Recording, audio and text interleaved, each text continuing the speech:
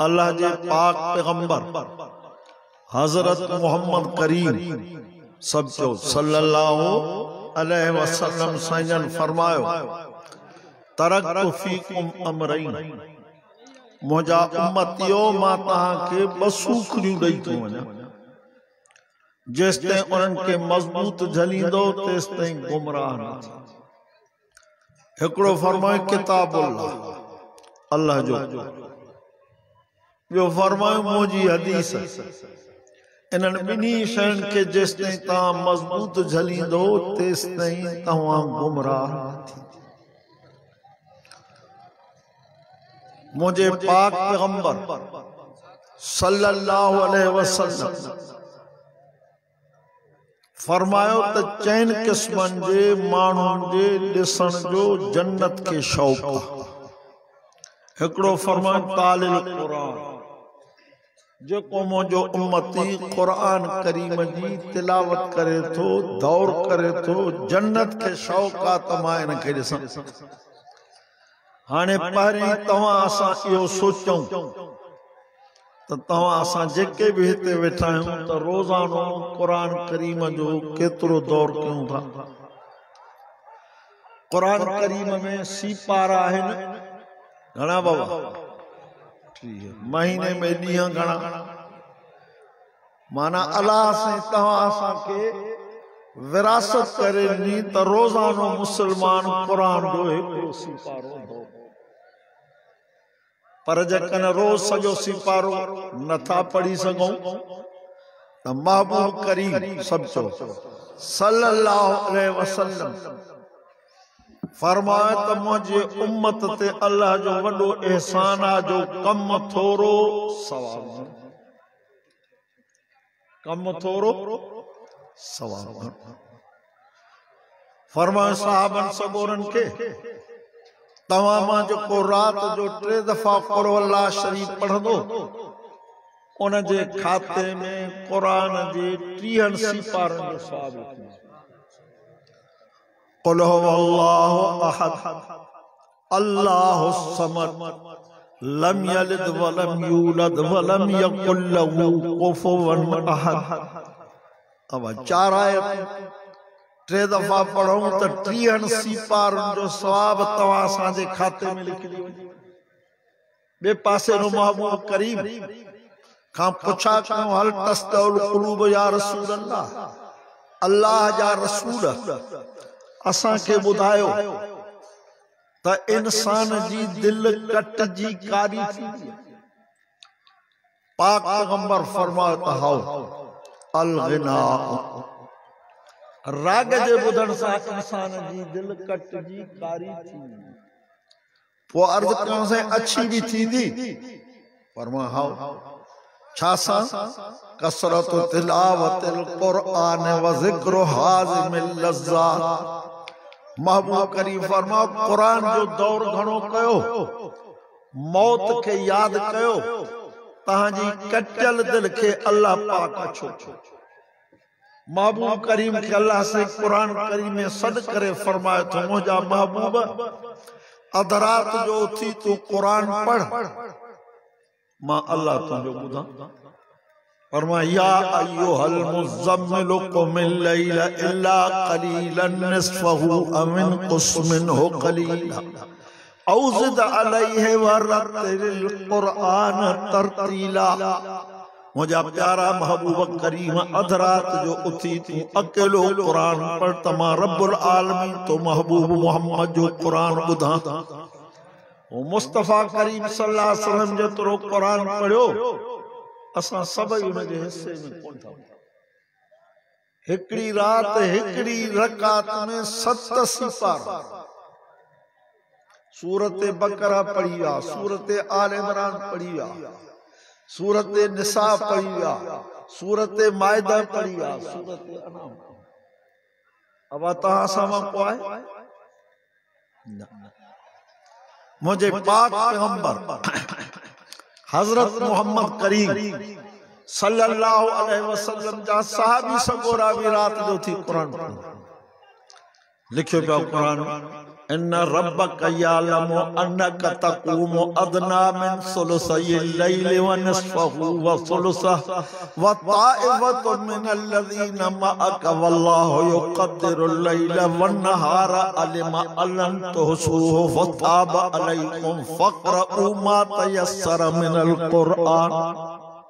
अल्लाह पाक फरमायो मुंहिंजा महबूब करीम मां ॾिठो त तूं बि उथी बीठी वताइफतु मिनल लज़ीना माका तुंहिंजा शागिर्द बि अध रात जो उथी क़ुरान बीठा पढ़नि। साईं जो हिकिड़ो सहाबी सगोरो नंढड़ी झूपड़ी थियल जिहाद जो घोड़ो ॿधो पियोसि बच्चो बि सुतो पियोसि अध रात जो उथी क़ुरान पियो पढ़े। पोइ घोड़ो टे कुरान करीम जी तिलावत पूरी करे बाहर निकरी ॾिठई त आसमान खां वठी मुंहिंजे घर ताईं नूरानी छठी जंहिंमें रोशन बल्ब लॻा पिया। हाणे उहा मथे चढ़ंदी थी वञे। सुबुह जो महबूब करीम खे सॼो हवाल ॾिनई। सवा लख नबियनि जे सरदार फरमास इक़रा इब्न हुज़ैर, ओ मुंहिंजा पुट इब्न हुज़ैर तूं क़ुरान पढ़, तू क़ुरान पढ़, तू सुबह ते क़ुरान पढ़ंदो रहे हा। ए नूरानी मलाइक लहंदा रहन हा तुंहिंजो क़ुरान ॿुधन हा मदीने वारा माण्हू। अॼु अज़म कयो चो इंशाअल्लाह क़ुरान जी तिलावत कंदासीं। बाक़ी दोस्तनि चिठियुनि जो वॾो थॿो मुंहिंजे साम्हूं रखियो। आम माण्हुनि जे सम्झण जी ॻाल्हियूं चढ़ियल जंहिंखे शौक़ आहे सम्झण जो या लिखियूं आहिनि अचे वे असां सां वही ॻाल्हियूं सम्झाईंदासीं। मुंहिंजे पाक पैगंबर हज़रत मोहम्मद करीम सब चो सल्लल्लाहु अलैहि वसल्लम साईं जो सहाबी सगोरो सिद्दीक़ अकबर उन जो नालो अध रात जो कुरान करीम पढ़े तो पर आहिस्ता आहिस्ता मुस्तफा उन जे घर विया। छो तो सिद्दीक़ अकबर महबूब करीम जो सहरो। वरी फारूक आज़म जे घर विया, वो भी कुरान पढ़े। सिद्दीक़ अकबर आहिस्ते तो पढ़े, फारूक आज़म ॾाढे पियो पढ़े। सिद्दीक़ अकबर खां पुछो तो तू आहिस्ते छो थो पढ़े? चई साईं जंहिंखे ॿुधाइणो आहे सो ॿुधे थो, जंहिंखे ॿुधाइणो आहे सो ॿुधे थो। फरमाइश थोरो ॾाढे पढ़। वरी उमर फारूक खां पुछो तो तू ॾाढे छो थो पढ़े? चई मुंहिंजा मक़सद टे आहिनि। हिकिड़ो त मां हिन करे ॾाढे थो पढ़ा त मुंहिंजी निंड फिटे। ॿियो हिन करे ॾाढे थो पढ़ा त मुंहिंजा घर भाती ॾिसनि त वॾड़ो असांजो क़ुरान थो पढ़े, कोई बि रीस थो थी क़ुरान पढ़े। टियों हिन करे क़ुरान मजीद ॾाढे थो पढ़ा त शैतान भॼी वञे। इन मां समझ में अचे थो त शैतान खे भॼाइणो आहे त छा पढ़णो आहे? क़ुरान पढ़णो आहे। अब सच ॿुधायो, हे क़ुरान करीम कहिड़ी ॿोली में आहे? अरबी में। पोइ हाणे हिन अरबी ॿोली जी माना तव्हांखे अचे थी? न। पोइ तव्हां ते माना सिखणु फर्ज़ न आहे। हा, हिकिड़ो ज़मींदार का हारीअ खे बनी थो ॾे, पोइ न को हर थो काहे, न को बिज थो छटे, न को पाणी थो ॾे, न को कलर थो विझेसि। इनखे बनी ज़मींदार ॾींदो? छो? कमु नथो करे। तव्हां असां छा पढ़ियो आहे? ला इलाहा, सभु पढ़ो ला इलाहा इल्लल्लाह मुहम्मदुर रसूलुल्लाह। इन जी माना छा आहे त कोई बि माबूद कोन्हे, को बि मुश्किल कुशा कोन्हे, को बि हाजत रवा कोन्हे सवाइ अल्लाह। इहो दंग तोखे कंहिं ॾसियो आहे? मुहम्मदुर रसूलुल्लाह। इहो दंग असांखे ॾसियो आहे मुहम्मद रसूलुल्लाह सल्लल्लाहु अलैहि वसल्लम। हिकिड़ी रिवायत में लिखियो पियो आहे त मुंहिंजो उम्मती 24 कलाकनि में जेकॾहिं कलमे खे 100 दफ़ा पढ़ंदो, क़यामत जे ॾींहुं उथंदो, उनजो चेहरो 24 जे चंड वांगुरु चमकंदो। त मां अर्ज़ कयो तव्हांजे ख़िदमत आलिया में त क़ुरान असांजो आहे। क़ुरान असां मुस्लमाननि खे सम्झणो आहे। हाणे त अल्हम्दुलिल्लाह क़ुरान जा तर्जुमा सिंधी में बि आहिनि, उर्दू में भी है, बिरोकी में भी हाणे तर्जुमा अची विया आहिनि, अंग्रेजी में भी है, पठान की बोली में भी है। जड़ी बोली तहां के अचे पाण तव्हां हिकिड़ो दफ़ो क़ुरान करीम जो तर्जुमो पढ़ी वञो, वरी ॿीहर पढ़ो, वरी टीहर पढ़ो। जेकॾहिं तव्हां के सुवालनि जा जवाब न अचनि त पोइ इंशाअल्लाह मांखे वठी अचो त राति सॼी तव्हां सां कचहरी इंशाअल्लाह ताला। हे तव्हांजा सुवाल कचहरी जे मुस्तहक़ आहिनि, सॼी राति तव्हां सां वेहंदासीं। सलाह शरीफ अल्लाहुम्मा सल्ली अला सय्यिदना मुहम्मदिन नबील उम्मी व आलिहि व असहाबिहि व बारिक व सल्लम। मुस्तफा करीम सब चो सल्लल्लाहु अलैहि वसल्लम। उन जहिड़ो केरु थींदो आहे न? तव्हां असांखे मुंझाए विधो अथनि अबो जन। देवबंदी चवंदा आहिनि त नबी साईं असां जहिड़ो आहे केरु चवंदो? केरु चवंदो? असांजो त अक़ीदो ईमान हे आहे त 1.25 लख नबियनि जी इज्जत अहमियत हिक पासे नो आहे, महबूब मोहम्मद मुस्तफा जी इज्जत अहमियत लिखियो पिया हदीस में। मुस्तफा करीम सल्लल्लाहु अलैहि वसल्लम फरमायो त अल्लाह सां हिकिड़े ताराज़ी में सॼे जग जहान खे विधो, ॿिए पासे नो मांखे विधई तॾहिं मां गौरव थियो। हदीस में उन मुस्तफा जहिड़ो केरु थींदो बाबा साईं, जेको पंहिंजी लिब मुबारक कढी चेहरे खूह में विझे त खूह मिठो थी वञे। उन महबूब करीम जहिड़ो केरु थी सघंदो जो सिद्दीक़ अकबर के नांग चक पाए। महबूब करीम पंहिंजी लिब मुबारक कढी करे उन पेर ते लॻाए त पेर मां नांग जे ज़हर जो असर ई ख़तम थी वञे। उन महबूब करीम जहिड़ो केरु थी सघंदो? मैदान खैबर में हैदर करार जे अखियुनि में सूर हो, अखियूं सुगर हो। बुखारी शरीफ जी हदीस आहे। मुस्तफा करीम सभई चो सल्लल्लाहु अलैहि वसल्लम फरमायो त अली काथे आहे? चइसो तंबू में आहे, उन जे अखियुनि में सूर आहे। फरमायोसि वठी अचो। वठी आयसि, सुम्हारे उन जे अखियुनि खे पटे पंहिंजी लिब मुबारक जे ॿिन्ही अखियुनि में विधऊं। मिठड़ो अली साहिब फरमाए थो त मुंहिंजे अखियुनि मां सोज बि लही वई, सूर बि छॾी, पर उन जो असर इहो हूंदो हो जो मिठड़ो अली साहिब सियारे जे मौसम में उन्हारे जा कपिड़ा, उन्हारे जे मौसम में सियारे जा मिठड़ो अली साईं ईअं कपिड़ा पाई वतन हो। पोइ पुछा कांस त ईअं छो था कयो? चई जंहिं ॾींहं खां वठी महबूब जी लिब मुंहिंजे अखियुनि में पई आहे, उन ॾींहं खां वठी मुंहिंजे जिस्म मां सर्दी गर्मी सभु ख़तम थी वई। उन जहिड़ो केरु थींदो? उन जा हथ ई निराला आहिनि। ही जो हथ खणनि त ककर ठही पई, ही जो हथनि सां इशारो कनि त ककर लही वई। साईं जुमे जे ॾींहुं वाइस पिया कनि। साहबी सगोरा उथी बीठा, अर्ज़ कयूं साईं मींहुं कोन थो वसे, मींहुं कोन थो वसे, माल मरे थो, फसल नथा थियनि। साईं उते जो उते हथ खणा, अल्लाहुम्मा अस्कना गैसन मुगीसन व हनीअम मरिया। लंबी चौड़ी दुआ घुरियऊं। साहबी फरमाइनि था साईं अञा पंहिंजा हथ मुबारक पंहिंजे मुंहुं मुबारक ते मस घुमाया, ॾिठोसीं त सॼे आसमान ते ककर ठही। जुमे जी नमाज़ पढ़ी मस्जिद नबी मां निकितासीं, ॾिठोसीं त मदीने जूं घिटियूं मींहं जे पाणीअ सां वहनि। इन जहिड़ो केरु थींदो बाबा साईं? वरी उन जुमे खां जो मींहुं शुरू थियो त वरी ॿिए जुमे सॼो हफ़्तो। हाणे बि तव्हां इहो तजुर्बो करे ॾिसो, जेकॾहिं जुमे खां मींहुं शुरू थींदो त ॿिए जुमे ते फुड़ फुड़ पई हलंदी। या मुस्तफा जे दुआ जो असर। तव्हां तजुर्बो करे ॾिसो। वरी ॿिए जुमे ते साहिबी सगोरो थी बीह रहियो। अर्ज़ कयईंसि हाणे त असां वारी झूपड़ियूं ॾाढियूं, हाणे त माल असांजो मींहं जे पाणीअ में ॿुॾे थो। फरमायो हवा अलैना ला अलैना, हवा अलैना ला अलैना। हथनि सां इशारो कयो। साहिबी फरमाइनि था असां ॾिठोसीं साईं जन इशारो कंदा पिया वञनि, ककर लहंदा। जुमे जी नमाज़ पढ़ी ॿाहिरि निकितासीं त मदीनो सिज जे रोशनीअ सां चमके पियो। इन महबूब जा वेही मां मोजज़ा बयान कयां त कलाक बि पूरा न थींदा, एतिरा मोजज़ा मुस्तफा करीम सल्लल्लाहु अलैहि वसल्लम जा एतिरा मोजज़ा।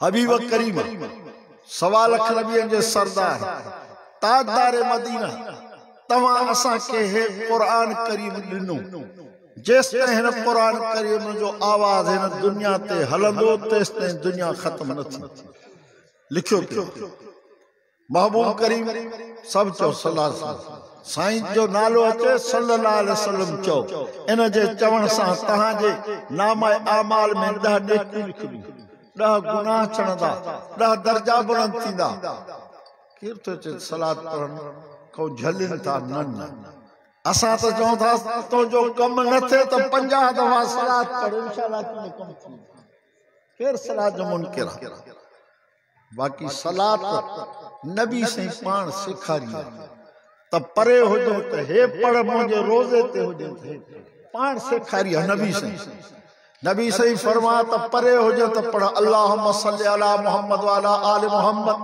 कमा सल्लैता अला इब्राहीम वाला आल इब्राहीम इन्नका हमीदुम मजीद या सलात तू पढ़ तू पढ़ी बस कने तुझे नाले पीउ जे नाले समेत मुझी दरबार में पहुंची मलाइक मुकर्रर थिया पिया आहिनि जिन जी ड्यूटी इहा आहे त महबूब जो उम्मती काथे भी सलात पढ़े महबूब ते सलात पहुंचाए अजोके दौर में त्या गाल समझण सफ़ा सोनी मोबाइल ते हिते कन ते रखूं मदीने पाक ते माण्हू सब मुस्तफा करीम सभई चो सल्लल्लाहु अलैहि वसल्लम जो हिकिड़ो सहाबी सगोरो हो साईं जे खिदमत में अर्ज़ कई साईं माता ते ॾींहं जी चौथी पत्ती सलात पढ़ंदो आहियां फरमाइश वधाए पढ़े तो ॾाढो चओ चइसि भला 2 पतियूं फरमाइश तो वधाए पढ़े तो ॾाढो चओ चइसि 3 पतियूं फरमाइश तो वधाए पढ़े तो ॾाढो चओ चई भला जेका वांग काई मिलंदी तो ते सलात पढ़ंदो वेठो मुस्तफा करीम सल्लल्लाहु अलैहि वसल्लम फरमायो त पो अल्लाह पाक तुंहिंजे दुनिया आखिर जा कम ठाहे छॾींदो वो सलात पढ़न तो सवाब ही सवाब मुझे पाक पैगंबर फरमाए तो जरे मुझे रोजे जे सामू अचे तो उते तो के केड़ी सलात पढ़िया अस्सलातु वस्सलामु अलैका या हबीब अस्सलातु वस्सलामु अलैका या रसूल साबी डाढे पढ़नी नथी आहिस्ता आहिस्ता अदब सा महबूब करीम जी सलात मुझी पहुंचे थी महबूब मुझी सलात अल्लाह कुरान में लिखियो या अय्युहल्लज़ीना आमनू ला तरफऊ अस्वातकुम फौका सौतिन नबिय्य वला तजहरू लहू बिलक़ौल कजहरि बअदिकुम लिबअदिन अन तहबत आमालुकुम व अंतुम ला तशकुरून इन्नल्लज़ीना यग़ुद्दूना अस्वातहुम इंद रसूलिल्लाह उलाइकल्लज़ीना इम्तहनल्लाहु क़ुलूबहुम लित्तक़वा लहुम मग़फ़िरत अजरुन अज़ीम सूरत हुजुरात सिपारो 26 रुकू पहिरियों अल्लाह कलमे पढ़ंदड़ मोमिनन के सॾ करे चओ तो ला तरफ़ऊ अस्वातकुम ओ कलमे पढ़ण वारो तहां जो आवाज महबूब जे आवाज को मथे न थी वला तजरू लहू बिलक़ौल उन महबूब करीम सां ॾाढे न ॻाल्हायो जीअं हिक ॿिए सां ॾाढे ॻाल्हाईंदा आहियो पोइ तव्हांखे ख़बर ई न पवंदी तव्हांजा सभु अमल मां चट करे छॾींदा वो महबूब जो हिकिड़ो सहाबी हो उन जो आवाज़ हो ॾाढी का माण्हू जो आवाज़ ॾाढे थींदो आहे आहिस्ते ॻाल्हाए त बि ॾाढे थी वञे पोइ घर वेही न पियो अचे साईं जन पुछा के त फलाणो काथे आहे जांच कयोसि बीमार आहे नबी पाक सल्लल्लाहु अलैहि वसल्लम जी आदत मुबारक हूंदी हुई त जेको बीमार थींदो हुन जी तबो पुरसी असां के भी हुक्म इहो कयो अथनि त तव्हांजे पाड़े पंबे में को बीमार थी पवे उन जी 3 ॾींहंनि जे अंदर अंदर तबो पुरसी तव्हां जॾहिं उन जी तबो पुरसी करण वेंदो ॼण त अल्लाह जे रहमत में झाॻींदा था वञो एॾो वॾो सवाल जॾहिं उन खां तबो पुरसी कयोसि त पोइ उनखे हे दुआ कयो त अल्लाह कंदो ख़ुशि थी वेंदे अल्लाह कंदो तूं वरी घुमंदे अल्लाह कंदो वरी कचहरियूं कंदासीं उनखे दिलि जा ॾियो ईअं न चई चयोसि दादा तुंहिंजो चढ़णु मुश्किल आहे रहंदो हाराए छॾियोसि दिल जा नहीं तब वो पुरुष मुझे पाक पैगंबर हजरत मोहम्मद करीम सल्लल्लाहु अलैहि वसल्लम के अर्ज क्यों सही ओ घर वेही रहियो आ त मुंहिंजो आवाज ॾाढिया मता मुंहिंजा अमल चट थी वञन रोए भी तो वो अल्लाह कुरान दी आयत ना जहां क्या जो के दौर में तरमीम था तरमीम अल्लाह चयो ईमान वारो ॾाढे न ॻाल्हायो पर अॻिते फरमाए इन्नल लज़ीना यग़ुद्दूना अस्वातहुम इंद रसूलिल्लाह जेके पंहिंजे आवाज के घुटन था अल्लाह जे रसूल आवाज ॾाढे थियनि तो पर ज़ोरी घुटन था त ॾाढे न थिए अल्लाह जे रसूल अल्लाह चतो उलाइकल लज़ीना इम्तहन अल्लाहु क़ुलूबहुम लित्तक़वा ये मुझे महबूब जा शागिर्द ओहे जिन जे दिलनि जो मां अल्लाह इम्तिहान वठी छॾियो आ लहुम मग़फ़िरतुन व अजरुन अज़ीम मां रब ऐलान तो कयां त इन्हनि खे बख़्शे भी छॾियमि उन्हनि खे वॾो सवाब तो महबूब जा जो ॾाढे ॻाल्हाइण जी इजाज़त न आहे जॾहिं ॾाढे ॻाल्हाइण जी इजाज़त न आहे त पोइ अॻियों बीहण जी इजाज़त किथां मुंहिंजे पाक पैगंबर हज़रत मोहम्मद करीम सचो सल्लल्लाहु अलैहि वसल्लम फरमायो त जन्नत के चइन क़िस्मनि जे माण्हुनि जे ॾिसण जो शौक़ आहे हिकिड़ो तालिल क़ुरान जो कुरान जी तिलावत तो करे मुझे महबूब करीम फरमाओ जा मुझे उम्मती जे सीने में कुरान कोने जा मुझे उम्मती जो सीनो कुरान को खालिया फरमा कल बैतल खरब इयो ई आजे वैरान अब हेड थोड़ो तवज्जो वैरान मां दोस्तन गर्ज कंदो रहंदो हर जगह तो कुरान में सूरत 114 आयत 6666 बस सूरत मेहरबानी करे वधिक नथा सिखो तो बस सिखो एक अलहम शरीफ अलहम शरीफ यो सजे कुरान जो खुलासो कुल अल्लाह शरीफ इन में वरी अल्लाह जी तौहीद एकड़े दफे भेरे जण साधारण सिपारन जो सवाब मिल हबीब करीम सवा लख नबियन जे सरदार ताजदारे मदीना एकड़े डी साहबन के फरमायो तहां मां केड़ो जको 1000 आयत पढ़ी पोस में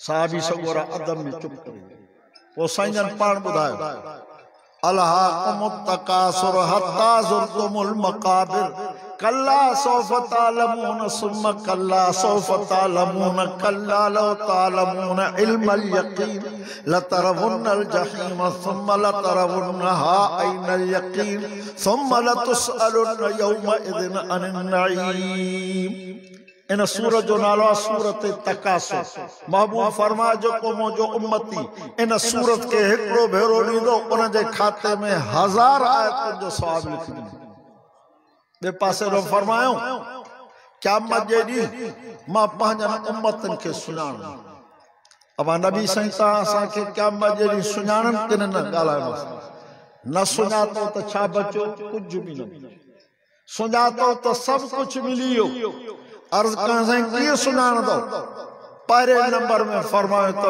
अल्लाह जे जात से कहीं के भांगे भाई शिरक न कजो बे नंबर में फरमायो तो 5 वक्त नमाज पढ़ो छो तो कुरान जे मुंड में सूरत बकरा जे पहले रुकू में यो लिखा अल्लज़ीना युमिनूना बिल गैब व युकीमूना सलाह व मिम्मा रज़क़नाहुम युनफिकून अल्लाह पाक फरमाए जे कुछ दे अण डिठे ते ईमान आणन था बे नंबर में नमाज साईं फरमा ले कुल शैन अलम हर शय जी निशानी दवा व अलमुल ईमान सलात ईमान जी निशानी नमाज ईमान जी निशानी सब चवा छाए नमाज दुर्रतुन नासिन हदीस जो किताब में एक हदीस लिखी पई आ त कहीं गोठ में 40 घर हैं उन में 39 नमाजी हैं पर एकड़ो घर नमाजी 39 नमाजी पर उन एकड़े घर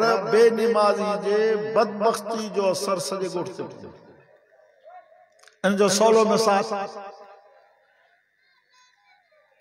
बाल्टी पानी जी भरियल हुजे, साफ पाक पानी, उन बाल्टी में वरी 5 फुड़ा पलीत पानी जा विझो।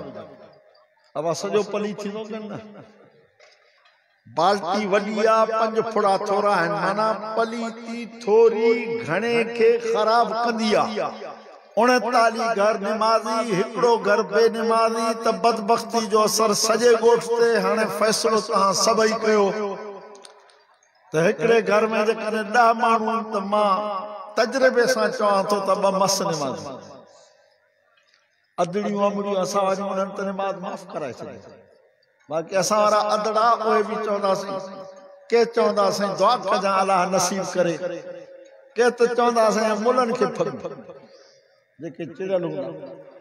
बाबा साईं मुंहिंजे महबूब फरमायो, जेको मुंहिंजो उम्मती 5 वक़्त निमाज़ पढ़ंदो, क़यामत जे ॾींहुं उथंदो, उन जा 5 ई उज़वा 24 जे चंड वांगुरु चमकंदा। मां सुञाणंदो मुंहिंजो आहे, हौज़े कौसर ते वठी वेंदुमि, जंहिंजो पाणी खीर खां अछो हूंदो, माखीअ खां मिठो हूंदो। हिकिड़ो ढुक पीअंदो त 50,000 वरहे ताईं उञ ई न लॻंदसि। ॿिए पासे महबूब फरमाए, जॾहिं मुंहिंजो निमाज़ी उम्मती मरंदो आहे, हज़रत इज़राइल अलैहिस्सलाम जन्नत जा ख़ुशबूदार रुमाल खणी ईंदो आहे। जेकॾहिं उहा ख़ुशबू दुनिया ते ज़ाहिर थिए त सॼी दुनिया ख़ुशबू संभलंदी। पोइ जॾहिं उनखे दफ़न करे पूरे था अचनि, अब इहा क़बर तव्हां बि ॾिठी आहे। नबी साईं फरमायो, तव्हांखे नज़र अचे थो त इहा क़बर हिकिड़ी खॾ खोटी सी, पर मां तव्हांजो रहबर रसूलुल्लाह तव्हांखे ॿुधायां थो त खॾ न अथव, या त जन्नत जो बाग अथव या जहन्नम जो खूरो अथव। दुआ कयो सभई, दिल में दुआ कयो त अल्लाह साईं तव्हां असांजे क़बरुनि खे जन्नत जो बाग। पर नबी साईं असांखे दग ॾसे विया, नबी साईं उम्मत खे दग ॾसे विया आहिनि, वज़ीफ़ो ॾसे विया आहिनि। फरमायो, मुंहिंजे महबूब 5 वक़्त निमाज़ पढ़ी, निमाज़ जे पोयों आयतल कुर्सी खे हिकिड़ो भेरो ॾे, अल्लाहु ला इलाहा इल्ला हुवल हय्युल क़य्यूम। या आयतल कुर्सी आहे। फरमाए, इनखे हिकिड़ो भेरो ॾियण तुंहिंजो कमु आहे, मरण खां पोइ तुंहिंजे क़बर खे जन्नत जो बाग बणाइण अल्लाह जो। अब सवलो आहे कि न? ॿियो वज़ीफ़ो आहे, नबी साईं जा वज़ीफ़ा थो ॾिसां उम्मत जे भलाई लाइ। ॿियो वज़ीफ़ो मुस्तफ़ा करीम सल्लल्लाहु अलैहि वसल्लम इहो ॾसियो त मुंहिंजो उम्मती सिजदे ते निमाज़ पढ़े, पोइ 7 दफ़ा चवे, अल्लाहुम्मा अजरिनी मिनन नार, अल्लाहुम्मा अजरिनी मिनन नार। सुबह जी नमाज पढ़ी 7 दफ़ा, सिजदे ते नमाज पढ़ी 7 दफ़ा। अजरिनी मिनन नार जी माना अल्लाह मांखे पनाह ॾे जहन्नम जे बाह।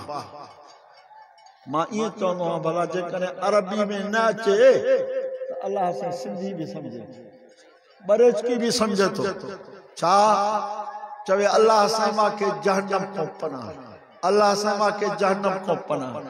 7 दफ़ा ईअं चवे, अल्लाहुम्मा अजरिनी मिनन नार। दुआ कयो त अल्लाह साईं तव्हां असांखे इन दुआ पढ़ण जी तौफ़ीक़ अता फरमाए। हेॾे माने हबीब करीम फरमाए, जॾहिं मुंहिंजो उम्मती बेनिमाज़ी मरंदो आहे त हज़रत इज़राइल अलैहिस्सलाम जहन्नम जूं बदबूदार खचियूं खणी ईंदो। उन में एॾी बदबू आहे, जेकॾहिं दुनिया ते उहा बदबू ज़ाहिर थिए त सॼी दुनिया बदबू सां भरंदी। जॾहिं क़बर में उनखे पूरनि था त क़बर उनखे भिकूड़ो थी जे, सॼे पासे जूं पासे खॿे में, खॿे जूं सॼे में घिरी थी वञसि, रड़ियूं कूकूं थो करे। उन जूं रड़ियूं कूकूं तव्हां ॿुधो त बेहोश करे किरी। दुआ कयो, अल्लाह साईं तव्हां असांजे क़बरुनि खे जन्नत जो बाग। मां तव्हांखे अर्ज़ु कयो त नबी साईं फरमाए, जन्नत खे 4 क़िस्मनि जे माण्हुनि जे ॾिसण जो शौक़ु आहे। हिकिड़ो फरमाए तालिल क़ुरान, जेको क़ुरान जी तिलावत थो करे, जन्नत खे शौक़ आहे त मां इनखे ॾिसां। ॿियो फरमा हाफ़िज़ुल लिसान, जेको पंहिंजे ज़ुबान जी हिफ़ाज़त थो करे, कूड़ न हणे, गिला न करे, कंहिंखे घटि वधि न ॻाल्हाए। महबूब ते फरमा त पराई गिला कर ज़िना खां बि वॾो ॾोह। अॻिते 3 नंबर में फरमायो साइम फी शहर रमज़ान, जेको रमज़ान जा रोज़ा थो रखे, जन्नत खे शौक़ आहे त मां इनखे ॾिसां। चौथो फरमाए मुतइबुल जियान, जेको बुखियनि खे मानी करे। बुखन चार गालियूं थी तिलावत क़ुरान, ज़ुबान जी हिफ़ाज़त, रमज़ान जा रोज़ा, बुखन के मानी कर।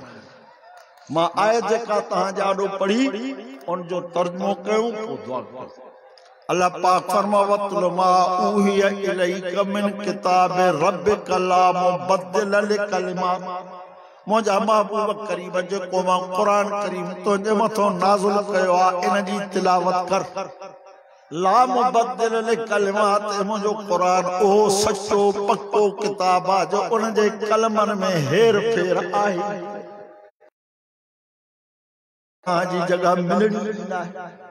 दुआ कयो अल्लाह से तव्हां असांखे पंहिंजी पकड़ खां बचाए, ज़ालिमनि हुक्मराननि खां तव्हां असांजी जान छॾाए। मुस्तफ़ा करीम सल्लल्लाहु अलैहि वसल्लम साईं जन फरमायो त रब खां दुआ घुरंदा, असुल त उन जे वस में आहे न। दुनिया हिसाब सां मेहनत कबी, कोशिश कबी, पर असुल मालिक दुआ है। अल्लाह से तव्हांजे ॿुधण मुझे ॿुधाइण के पंहिंजे दरबार में मक़बूल मंजूर फरमा।